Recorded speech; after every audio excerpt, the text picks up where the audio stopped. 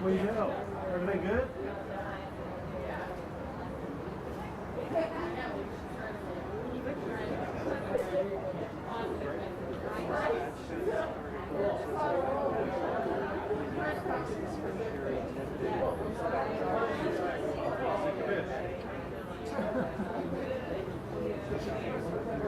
You sitting next to me? No other good place to get a shot so much. I was thinking about going up there, but You can. Y'all are more than welcome to go there. I had told them earlier that we could stay up there for one probably if the rain continues going. Right. But it's not fun. Yeah.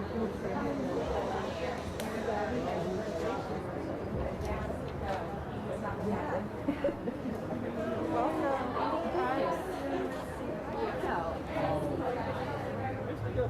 Hey, how are you doing? Good, good. I don't know if they have us inserted now. Yeah, I think you all can sit wherever you like, but your speaking order is in a certain order. Great. How are you? How are you? Good. And then if you all need water or anything, let me know and I can grab it for you. It's longer. Do you want one that's in ice or no? No. Okay. Same. Whenever you're ready, Missy. There you go. Yes, ma'am. Can I take my mask off? Thank you. You're welcome. Good afternoon. Well, I've never had a microphone on the playground. This is pretty awesome. So welcome to Heavenly Kids Center for Learning. I'm Misty Norman. I'm the owner and director of Heavenly Kids. We've been in operation for 14 years, and it's such an honor to have you to host this event. I'm excited about this new opportunity that Mayor Ginther is going to share. And before I introduce him, I first want to say thank you, Mayor Ginther. You have been such a strong advocate for early education. You really know and understand how valuable and important it is to educate young learners, and we're just honored to have you as our mayor. I'm excited about Early Start Initiative. This is, I believe, our 6th, 7th year, and we're at full capacity again this year, so I'm so excited. And so at this time, I want to welcome Mayor Andrew Ginther to the podium.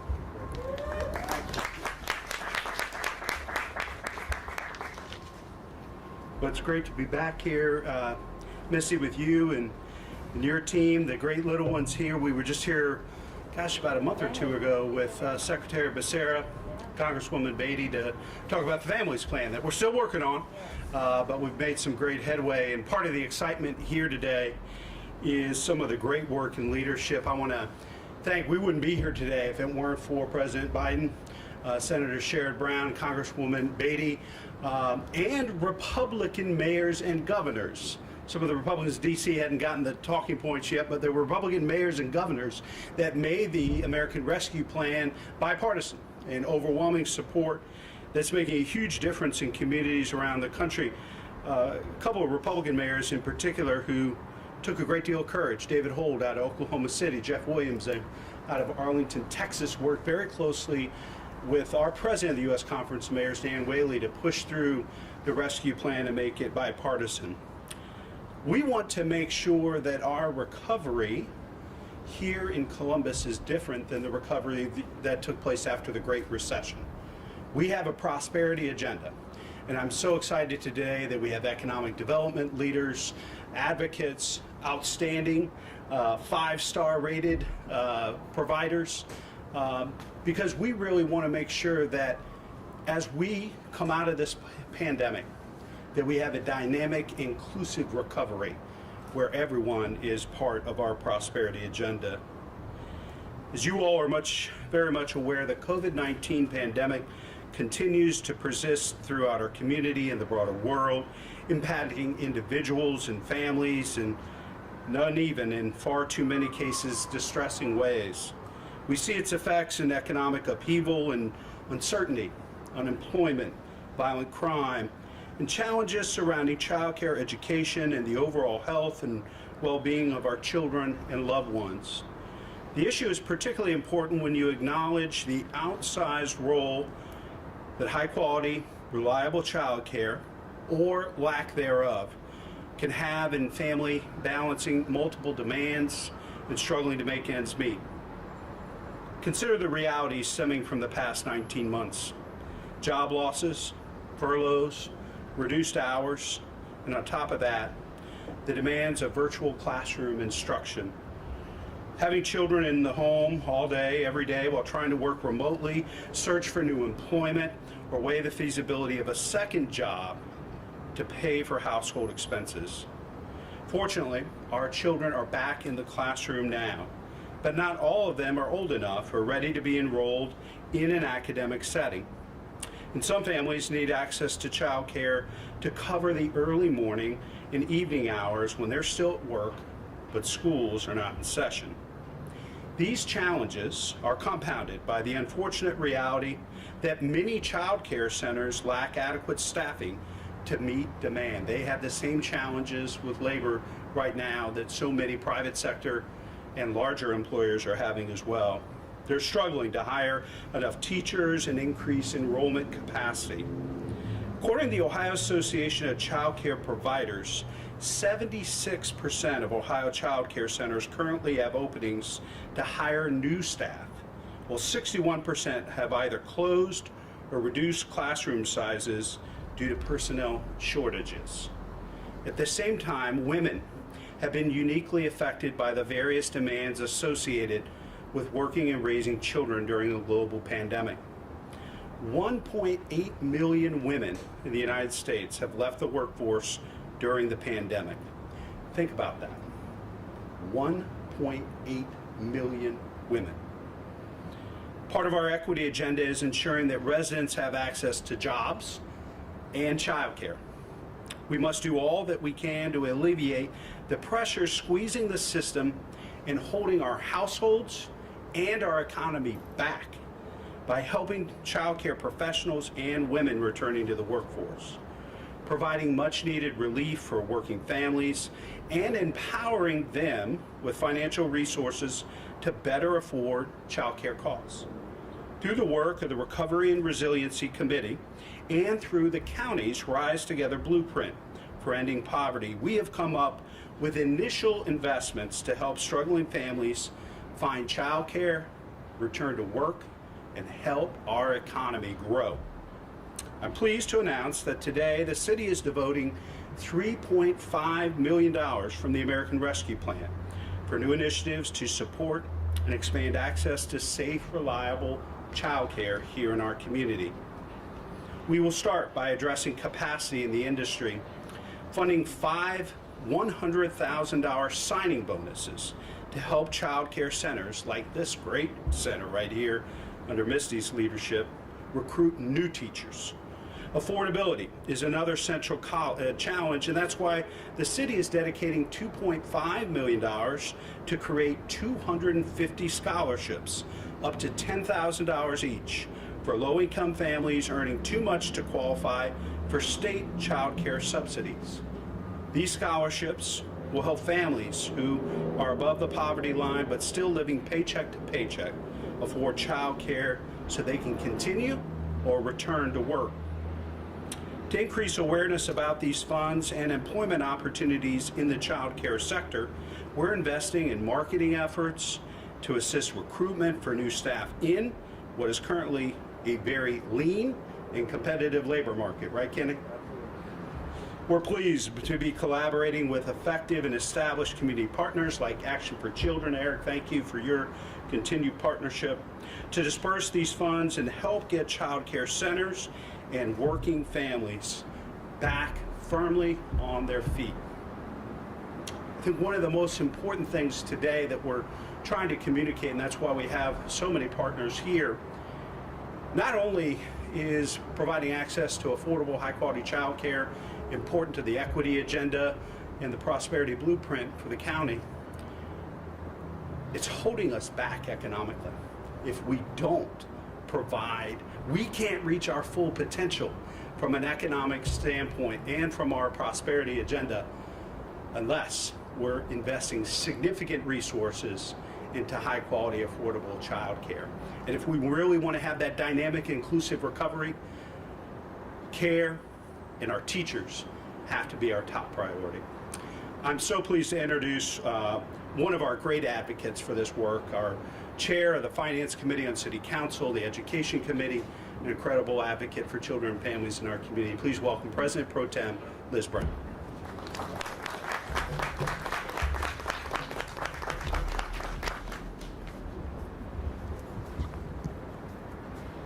Thank you so much, Mayor. Miss Norman, thank you for having us here today on your playground with the biggest tree in downtown, I think, that your kids are so lucky to get to play under. So I can tell the attention to detail and the care with which you put this place together. Thank you for your commitment to early start children as well. Access to high quality childcare is a matter of basic infrastructure. That's why we're all here today. We understand how critical access access to affordable childcare is to everything else we want in our city and in our economy. Affordable, high-quality childcare supports our economy and invests in our future by preparing our kids for success. The global pandemic put this critical industry into crisis, precisely because it had been for too long already on the precipice, quite frankly. Far too many families didn't have access to care before the pandemic, and far too many continue to lack those options today. Last year, we commissioned a study with the Crane Center for Early Childhood Research. It was released last week, and I want to highlight a few things that researchers took note of with their 3 major takeaways. First of all, enrollment in early childhood education programs in our county lags by about 10 percentage points the national average. Secondly, there are quality programs in Franklin County, like where you're sitting right now, but too many families cannot access them due to barriers like proximity, affordability, and simple inability to navigate a confusing and patchwork system at times. And third, children enrolled in care outside the home do have distinct daily experiences that are key to their early learning and development. And I think that really goes to show in our Early Start program, where we see 85% of children ready for kindergarten when they walk into those big doors, big front doors of their school buildings. Whereas on average in our county, it's more like 40%. So we know how critical this is for kids. And knowing all this, the city has prioritized things like Early Start Columbus, support for credentialing early educators, direct grants to early childhood providers, all before the pandemic. And now, today, these vital investments are part of that story. We know that access to quality early learning opportunities significantly improves literacy, language, and math skills. Children who reach kindergarten academically ready are more likely to succeed in later schooling, which helps set them up for success throughout their lives. The quality of a child's education, no matter their age, starts with their teacher. And that's what Mayor Ginther just highlighted. Our Crane Center study highlighted that approximately 2/3 of parents wouldn't enroll their child in a new neighborhood early learning center if they didn't perceive that the teachers were friendly and experienced. Parents viewed quality care as a low turnover rate for teachers, low student-teacher ratios in the classroom, qualified and credentialed teachers, and teachers who were welcoming and attentive to their child. We ask so much of teachers. But in Ohio, average pay for a child care educator is less than $11 an hour. Low wages lead to those high turnover rates, which really get in the way of child success. The losses of women in which Mayor Ginther cited, the losses of women in our economy not only mean that families are facing more childcare pressures, but they also really affect this childcare industry. 94% of the childcare industry is staffed by women. It's a female-dominated industry. So the investments that we're making here today to help teachers get into centers to help providers provide that security for them are so critical for solving this child care puzzle that we must attack. A child care provider recently kind of broke down the quandary of the ECE system to me. And he said, and I'm going to paraphrase a bit here, but there are 3 legs of the stool. This probably really resonates with you, Ms. Norman. There's parents, teachers, and providers. So a reasonable cost for parents, right? That's one leg. Wages and professionalism of teachers. And then that 3rd leg is a bottom line for providers that allows them to stay in the black and keep their doors open. We've all been told for so many years that basically this stool can't have 3 legs. If we want to make it affordable for parents and for providers to keep their doors open, well, we've got to sacrifice teacher pay, right? We can't pay teachers what they deserve. If we want to pay teachers what they deserve and keep center doors open, parents will just have to pay fancy private school level tuition. Okay, so to pay teachers and also keep childcare affordable, which is, by the way, HHS defines as 7% of a family's income. Well, if we want to do all that, then providers would just have to close their doors because those numbers don't pencil.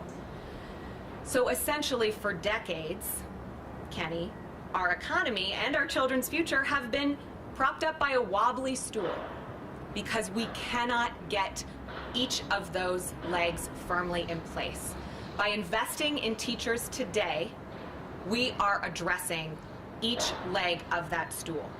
As we work to level the playing field for every family in our city, we must prioritize investments to sustain a high-quality, affordable, and equitable early learning landscape that all families can access.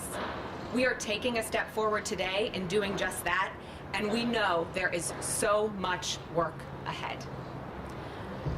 I am really pleased to be a partner in that work with not only Franklin County, but with a commissioner in particular who understands the needs of families in our county and is a champion of those efforts and has a record of championing those efforts.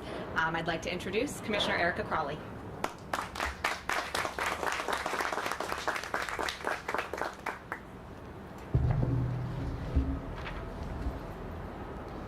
Thank you so much, President Pro Tem, Councilmember Brown. Appreciate it.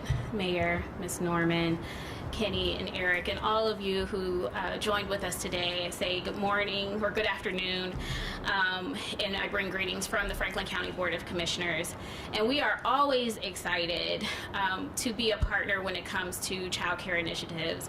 As I said last week when there was another press conference, we are proud to live in a community that prioritizes the youngest members of our community and values people and families, and we make sure that families come first. As I have said before, I've been a long advocate of early childhood education, and one, because I am a mother of twin girls and understood at the age of 23, going from no kids to 2 kids, the importance of having childcare after staying at home for 7 months with my girls and then deciding to go back into the workforce. I had an opportunity to work for a company that while I was thankful for that opportunity and employment, there is a thing called benefits cliff, where I could not qualify for subsidized childcare, even though I worked in the daycare certification department with Cuyahoga Job and Family Services. I needed to find childcare and understood the burden that I was under trying to provide food and housing for my children, but also make sure that they were able to go into a high quality child care center. So I get it from a public service perspective, but also as a mother who had to find quality child care that was affordable. Child care is a 2-generational workforce issue. It significantly impacts parents' ability today to participate in the workforce and greatly impacts our children's future success.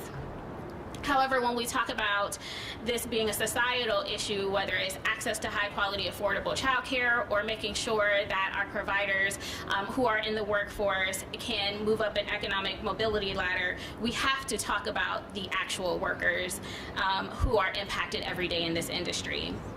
A report from Groundwork in October of 2020 found that 95% of childcare professionals were women and 28% are women of color. Early childhood educators make less than half of our state's average hourly wage at an average of $10.67 an hour, as President Pro Tem pointed out. In Franklin County, a housing wage is somewhere between $17 and $19 just for a 2-bedroom apartment. So we know that our child care workers, the ones that are taking care of our most prized possessions, are eligible to, qualify for assistance themselves, and that's unfortunate. We understand that COVID-19 has hit the child care centers especially hard. Many child care centers closed, as Mayor Ginther pointed out. It decreased its size or are in a financial position that they have to make some serious decisions on whether they keep the doors open and provide services or close. And we know that our child care workers, a lot of them have left the industry. We need childcare to allow other people to rejoin the workforce. Women have been hit significantly the hardest, and many are not able to rejoin the workforce because of childcare necessities themselves, or being able to put a roof over their head, keep the water running and the lights on, and so they have to find other employment that pays more than a profession that they love and care about. We know that the work of our child care staff is vital to the well-being of our children, and I'm not going to repeat all of the important and positive impacts that Councilwoman Brown pointed out when it comes to our child care staff and their ability to, develop that social bond with our children that lasts a lifetime. We know the investment that it makes for our children. But we know that we also need aligned programs and services that meet each child's cognitive, societal, emotional, and physical needs. And I'll just reiterate some statistics that I mentioned last week that we all know, but it helps to say again. In Franklin County, only 40% of our children are ready for kindergarten. The rate is even lower, 26% for children of color and 28% for children living in poverty. That has a negative impact on our entire community. We need to improve access to services and high quality child care and remove the barriers that families, regardless of their zip code, experience. Kids from lower societal economic status trail their peers from higher economic income families, and research has shown that the gap in learning that children come into kindergarten with largely is maintained throughout their schooling. And we know, again, that their most formidable years are 0 to 3 or 0 to 5. We know that academic attention does not solve all these issues, and we know that we have to pay attention to the whole child, including their health and stability. And in order to do that, again, we have to have investments in our centers and our teachers. Franklin County has been excited to partner with the City of Columbus and others on making sure that we have investments. It's important that we have public-private partnerships. Kenny understands that, and I was so happy to work with Action for Children at the state and now at the county level, because it will take all of us to address the needs in this industry in particular. Franklin County, the Board of Commissioners held a hearing several weeks ago to hear from the community about how we should spend our ARPA dollars. And it was no surprise to me, coming from the state legislature and now at the county, that most of our testimony and proposals from the community were around child care. And not just for premium pay, as though I am an advocate for premium pay. And if I just take a step back real quick, during the operating budget process, some of you may remember that there was an amendment put in last minute to prohibit child care workers or other direct service professionals to even get premium pay. And me, as well as others in this space, felt like it was an attack directly on child care providers. Why would you even put an amendment in there that would make it so they could not get premium pay, and then put them under other essential workers and pit essential workers against essential workers? They all are essential workers, whether it's our fire, our EMS, our police, but definitely our child care professionals. So happy to be able to be a champion to get that removed, but it was your voice that made the difference, providing testimony and calling your legislators to say, we can't not have this. It is a workforce issue as well as an educational issue. So thank you.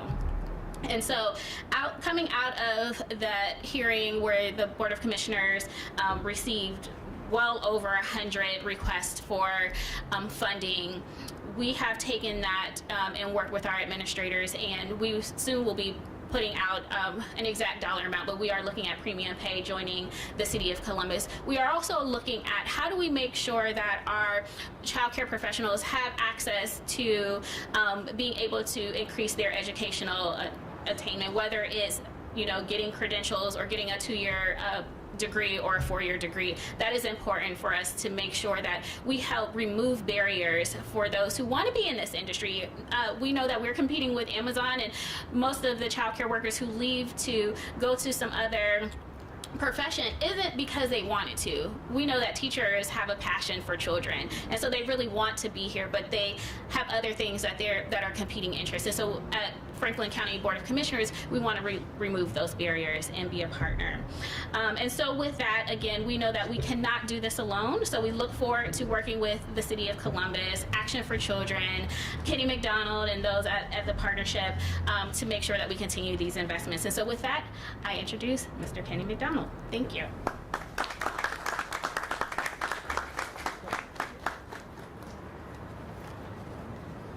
Well, first of all, I want to say 14 years as a small business owner, Misty, congratulations. You could have picked it.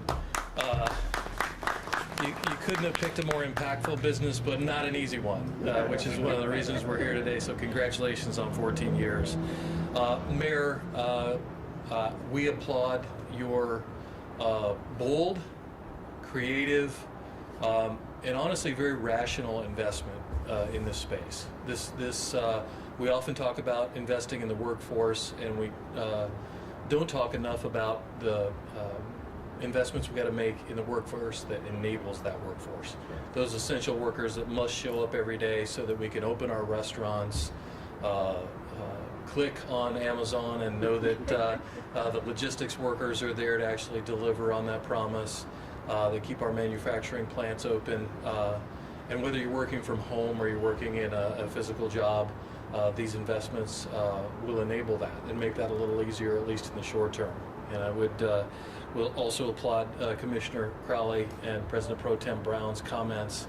The stats that they shared were, they should alarm us. I'll just add a couple of them to reinforce the point that 2 out of 5 families lived in a child care desert prior to the pandemic. As we all know, the pandemic has actually accelerated a lot of these issues for not only families, but all of our employers who are counting on people to show up or at least be on screen.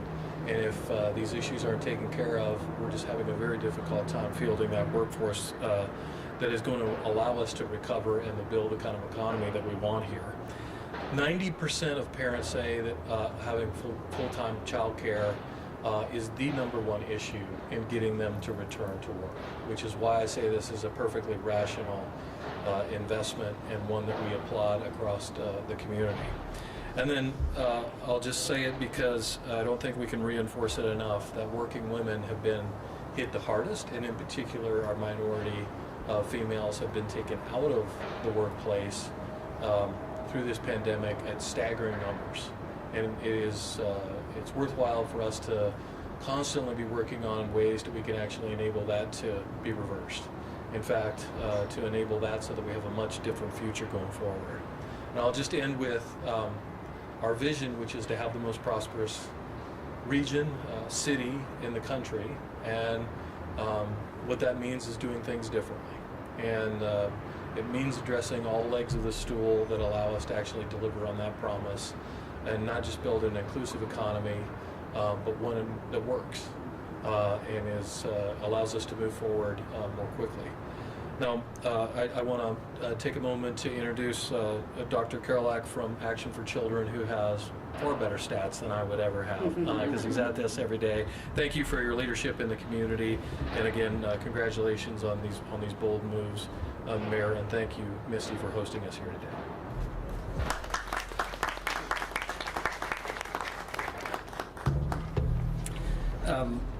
Thank you, Mr. Mayor, Council President Pro Tem Brown, Commissioner Crawley, for including Ms. McDonald, Ms. Hardy, and myself today in this important announcement. My name is Eric Karolak. I'm the CEO of Action for Children, but really I'm here on behalf of a group of people, of experts who came together to provide a menu of recommendations to the city and to local government about how best to address the current crisis in child care. Several of that group are with us. Dr. Gina Ginn from Columbus Urban Learning Centers, Becky Simonillo from the YMCA. We began with child care providers because their lived experience is what matters most. They connect with families, they connect with the workforce, and it's the variety of their experience. Over 1,200 licensed child care providers in our region that defines the challenge that our community faces relative to childcare. The recommendations we put forward, we hope these are the first of several actions to come from them, are not only what childcare providers told us, but also what we learned from working with experts at the state and national level in other jurisdictions as they grappled with how to best use American Rescue Plan dollars, and also data that we have about our community to help us understand what are the specific needs locally. Staffing has been a tough challenge in the childcare industry for years. This is not a new thing. But the pandemic has made things much worse. It's escalated to a crisis of truly epic proportions. Without enough staff, childcare programs, no matter how good, childcare programs will have to turn away families, children. And when they do that, that leaves working parents, and especially moms, without the care they need to be able to go to work. They're simply not able to work in the same degree that they would be with childcare. And that threatens our business economy. That's it in a nutshell. As early as March this year, data that Action for Children has curated showed that more than a third of regional child care centers were insufficiently staffed, and we estimated that 1,000 vacancies were available in the field already back then. Labor costs in a child care center account for 60 to typically a higher number, about 80% of total costs, and that means that, and more than half of Columbus area centers are also not bringing in the revenue to be able to cover their expenses. And those things together, on top of a business model that even in the best of times left only razor-thin margins to operate, means that we are really at an unprecedented moment.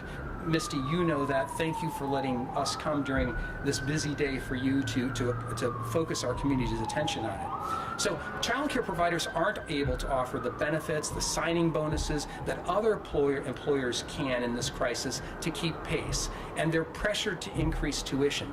Our data showed that half of child care providers in our region have or are considering tuition increases, and that'll affect all families. Well, the state makes available publicly funded child care subsidies, and thank you, Commissioner, formerly Representative Crawley, for helping move that income eligibility needle a bit earlier this year.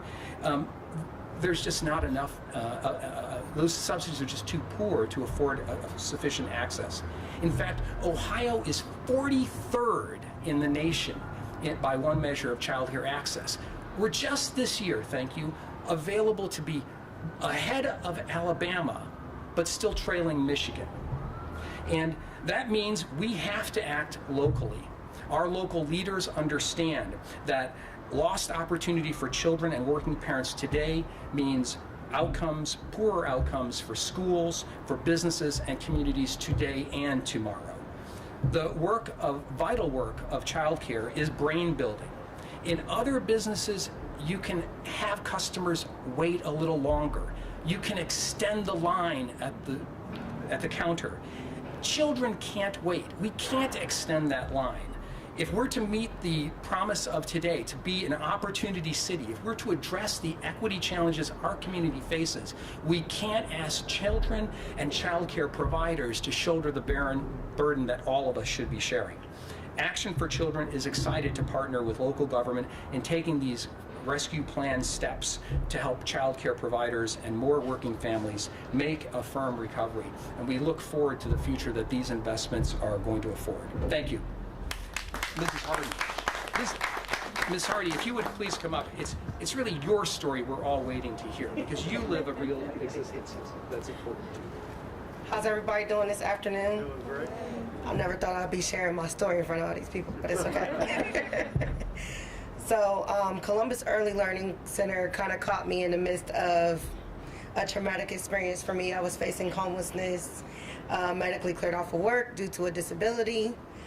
For 9 months, medically cleared off of work, 7 months of homelessness, and I was going to Moms to Be. Moms to Be just so happened to slick me in. I was completely against child care because I'm like, I don't know, all the stories that you hear about child care and my precious baby, I'd rather keep her home with me. They sent me there to go, I remember the day, they sent me there to go get the Salvation Army sign up. And they kind of slipped me into it, and they kept trying to tell me to go there, like, Miss Gina's awesome. So I went in there and just so happened to fall in love with the center, got a tour of the center, They stuck beside me, had childcare for, my daughter's been going there since she was 6 months now. She's now 4. Actually, as soon as I got off the medical clearance, I was able to go back to them and tell them about my will to work. Ms. Gina was able to employ me. I stayed employed for a while. I was then able to move on, and I had the opportunity of working alongside Celebrate One for 2.5 years, and now I am with the YMCA, with the Y Earth Service Corps as a project manager. So the high quality childcare experience just allows me to be able to get up and move forward despite being a low income family who's now middle class income and low income housing. So I'm not quite eligible for assistance, but I'm still able to get up and go to work and push through and be able to show my neighbors like, hey, we may live out here, but there's still opportunity for us. This is what we can do.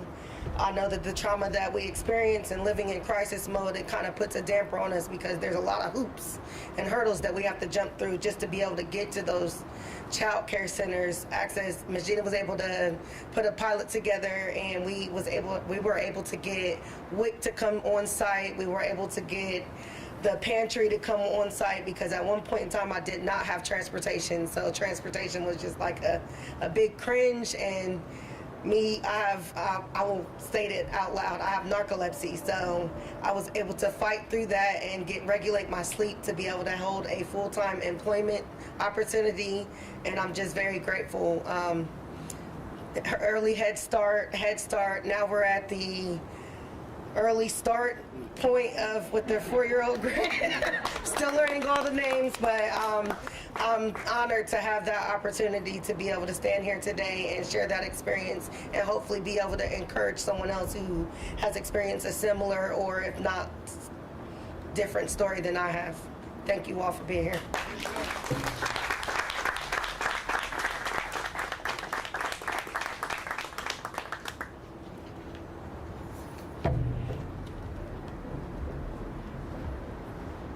Well, I think you just heard it best from Shauna, what this work is all about. Taking care of children and families and being champions for upward mobility. Tashana, thanks for sharing your story. Thanks for your resilience. Thanks for your courage, your leadership, and being a great example for our neighbors who are facing great challenges. Appreciate you. The stories just like Tashana's that drive home the need for swift and thoughtful action on the issue. If Columbus is truly America's opportunity city, then we must bring to bear the resources at our disposal to address the challenges preventing individuals and families from reaching their full potential. We understand the initiatives we're launching won't alleviate all the burdens for every family or fully restore the child care industry, but every little bit helps. And having the city, the county, the private sector working together, we can make an even greater difference. This is something we're told time and time again from folks on the ground. Every last bit of support moves the needle and makes a difference in the lives of those struggling to get by. And by deploying these resources and working together, we're committed to doing just that, equitably, so that this city, this county, this region can reach our full potential.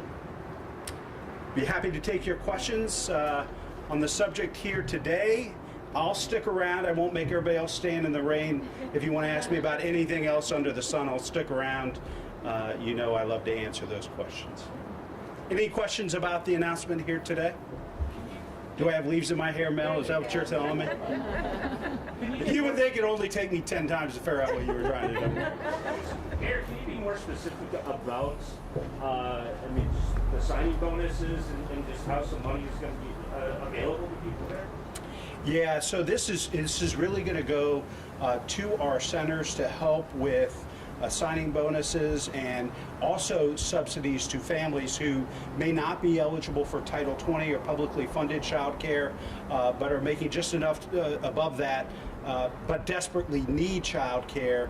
You know, Shauna told a great story there. As you start to earn more and grow in your career, that benefits cliff is real. You make just a little bit too much and all those resources go away when you need them the most, when you're on the move with your career and your company, your employer is counting on you. And so those are the two major places that these resources will go into: childcare providers, workers, and then families who are in need of childcare to get back to work for our companies. And how about the tuition? Does the tuition go through the center, or is that going to be distributed through the city?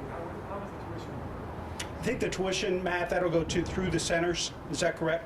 Yeah. So the resources for the rescue plan will go directly to centers and to leaders like Misty that we work with throughout the community. I'm sure we're going to get the question: how soon can people start applying for these? Our hope, we'll have council legislative action. Is it on your agenda for this evening, council member? Early start dollars are, but not Okay. So soon, very soon. And folks will be able to go to the city website to learn more information. And I know we're going to be working with Missy and her colleagues throughout the system to get information directly out to parents as well. Yes, sir. I think other organizations, such as nonprofit organizations, community centers, or service youth and family apply for those funds? So if I understand the question, if they aren't currently partnering with the city with Early Start, are they going to be eligible for some of their resources? I think yes, right, Matt? I mean, as long as they meet these two criteria, either if they're a provider and wanting their staff to be able to receive these bonuses, but also parents who make too much to be eligible for publicly funded child care, these resources will help them provide that child care for their kids. Okay, one more question. Yeah. Do you think that the public would be understanding or subsequent to endorsement to the new initiative? I think so. I think so. And one of the reasons we wanted not just to have high quality providers here and public advocates, but the business community, because I know the biggest challenge right now for most of our employers, public, private, nonprofit, higher ed, is labor and the labor shortage that's out there. And we said bottom line what the issue was. 1.8 million women in America came out of the workforce and they haven't returned. And this is one of the major barriers for women, particularly women of color in this community. And this is going to go a long way towards addressing that. It's going to help our economy grow more and more, put more people to work, and make our community stronger. I'll stick around if you have questions about anything else. Thanks again, Misty, for hosting us here today. Appreciate you.